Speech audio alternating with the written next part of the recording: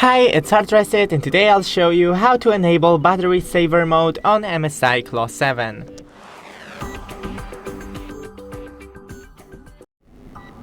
So, first click right here on the battery and once again. Now you're in a battery and power and battery, and here you have power mode.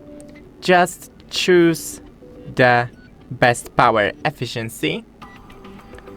And in here you have energy saver, and you can choose always use energy saver or turn on energy saver automatically when battery